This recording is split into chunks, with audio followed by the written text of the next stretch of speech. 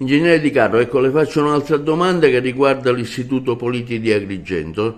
Quale sarà la destinazione? Lei aveva anticipato che c'era un pericolo di staticità, l'anno scolastico è iniziato, però ci Sì, saranno delle nuove... hanno già trasferito nell'Ex Foderà 8 classi, e ne restano altre 8, le trasferiranno per la vacanza di Natale e poi entro Natale si sposteranno anche gli uffici, per cui a quel punto l'istituto verrà completamente chiuso.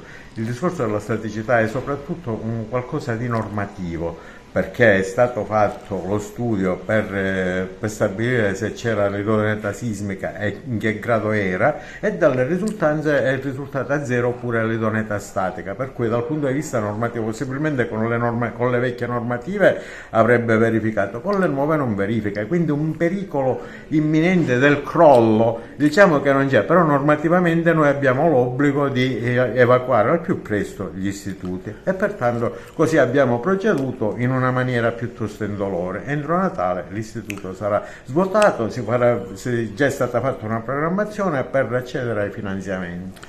Le altre scuole come sono combinate? Altre Di vostra scuole? competenza, No, sono insomma. in una situazione in una buona situazione, anche per l'Istituto Foderà dobbiamo consegnare le ultime 8 aule dove si trasferiranno le ultime classi del Polite, e credo che in settimana si verranno consegnate. Il vecchio istituto Fermi verrà recuperato? Il vecchio istituto Fremd è stata fatta un aumento è stato computato un aumento dei costi, quindi siamo sui 29 milioni di euro.